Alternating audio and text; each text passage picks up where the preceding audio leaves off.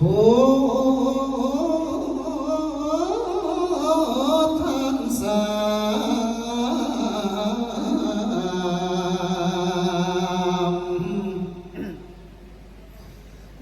บัดนี้เจะเลื่อนสู่ทุกทวงนาสัทธาทานผู้ฟังเสียงจากสำเนียงคำกอดบทประพันธ์คำห้องเป็นทำนองประยุกต์แลพอได้ฟังบ่ได้เบื่อเอาธรรมะออกมาเพื่อฝากขยมพี่น้องผู้คอยท่าผู้นอนท่าตาฟังนาสมัยนี้4.0ออกต่างโลกก็แห้งกำลังหมุนคนก็มีบุญหลายอยู่ทางใดก็เห็นหน้าเปิดเฟซมาก็เจอพ่อเฟซบุ๊กขอเป็นเพื่อนโมเข้ายูทูบตั้งแต่เด็กเล็กน้อยเขาก็หูบอกคือแท้แต่เก่าหลังสาธาเอ้ยสมัยนี้4.0ออกต่างสาธาเอ้ยธรรมดาโลกต่างโลกไกลกำลังหมุนอาจมีสัวและมีดีน้องพุทธโยมแนวไหนเป็นสาระก็หยิบควรเอาไว้แนวบ่ดีกับปล่อยให้ขันหายไปบ่เก็บเกี่ยวโลกกระทำท่องเที่ยวมีสัวแท้บ่ตีหามได้ดังหมายนั้นละนาศรัทธาโย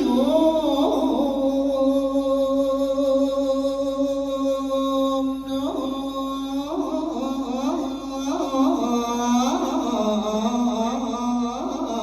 ยนา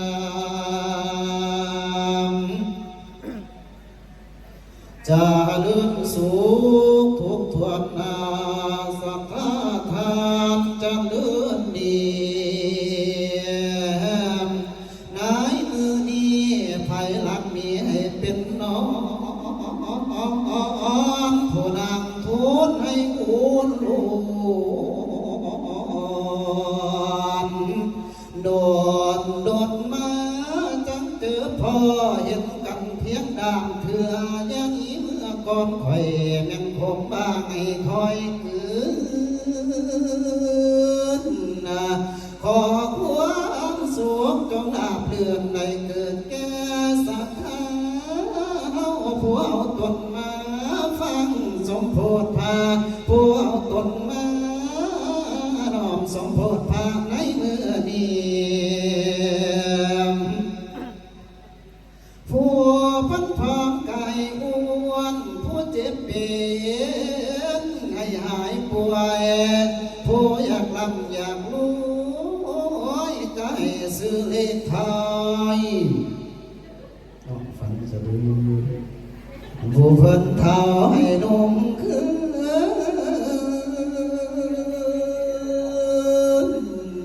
ผู้ใดก็ไปเอาในใจเด้อผู้ถูกโศกสะอื้นให้เจ้าเสื่อมนอสดใสผู้นอนไหลก็ให้มีคนปลูกผู้ทุกข์จนให้รวยแบ่งผู้อื่นแย้มเพียลาดอกแข้งขาแข็งคอสะดือผู้พันตำหอกก็ขอให้เจ้านั้นใหญ่สูงผู้เพิ่นมีภาระอยู่ให้มีท่าต้องท่าสาพวกสาวนาสนุกดำพวกคนขายสนุกซื้อ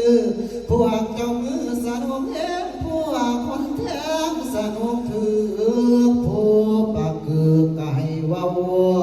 ผู้เมาเหล้าอย่าเสีย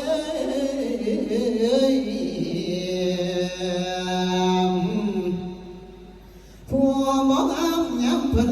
ให้เจ้าของละของตาผู้เพิ่นสวยโสภาให้งามให้สวยเติมพันเท่า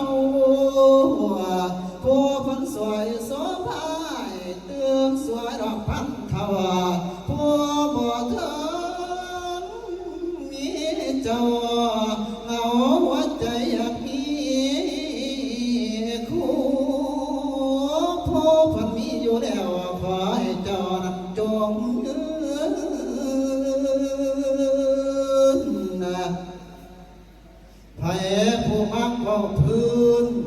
คนอื่นเป็นประจำอย่าอื่นคำนินทายเลือนไหลปันตูนเกสายหรือเยียงหรือห่างไม้ดอกสายในเรียบอย่างผู้ราชการดอกคนครูพอกันอันพอใหญ่บ้านคอยจอมจงกระเลื่อนนำทอดเดือสาธาอยู่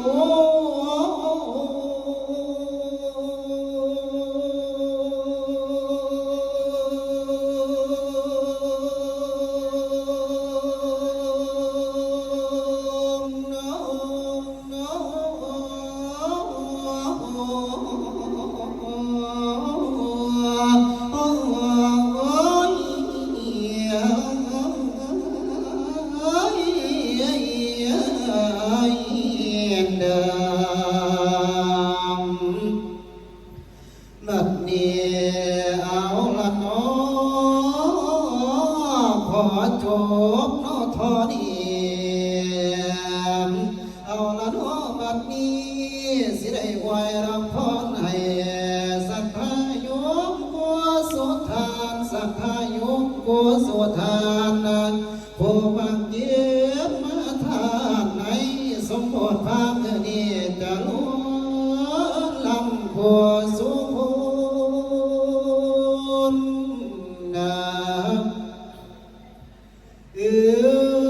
เพิ่นว่าอายุนั้นมีอายุยืนนานถ้าได้สั่งสมบัติอย่าขาดแคลนให้มีบ้างถึงไปถึงมาลบก่อนขอปกล็อกท่อนี้ถึงที่นิกิตาขอขอบใจศรัทธาหมู่ขยุผู้ฟังเรื่องจบสำเนียงเสียงสอนสิแถมพอดอยู่ทรงสะท้านทรงประสงค์ทุกข้อเสถียรมันให้อยู่ยืนยุคขอยืนก่อนขนาดเป็นมาเตรียมทรงผ่านอย่างนี้ก่อนขนาดปอนใส่ขันหน่อยตรงที่เป็นเรื่องมาอีกแล้วแก้วแกนสันตาดีทั้งที่แม่เฮาผู้งานจบตาดีสุขภาพแข็งแรงหน้าซอกตาใสเพิ่นได้มาต่อยอดแถมสมภาพมาบาทเดียวเพื่อได้แห่มัน4คนเนาะแม่เนาะเด็ก4อะไรของดีบ้านเดียวกันโอ้บ้านเดียวกันโอ้อันนี้เนี่ยสัมภาษณ์รวมผู้บ้านห้องสุภาพเนาะแม่เนาะมาจากนครหลวงวิกันโอ้สาธุอนุโมทนาบุญมาหอดจอดถึงอายุมันก็ยืนบนหลายสายยาวแม่อายุมันก็ยืนสุขภาพแข็งแรงไปบ่ข้ามาบ่ขอโรคหายจะมาพลาดมันหายจะมาของเจ็บหนอเป็นทอนไปเป็นไอทอนเสียด้วยแม่เป็นองค์พระใส่ประวัติพุทธศาสนาเป็นองค์พระใส่คำวัดว่าพุทธศาสนาเป็นองค์พระใส่แก่ลูกเต่าเหล่านั้นในกิจในทางวัดว่าพุทธศาสนาในสารคุณต่อกองเติมเสริมปราณีให้มีอายุมันคนยืนสุขภาพแข็งแรงแข็งแรงโอ้ยบอกสุขภาพแข็งแรงปันยื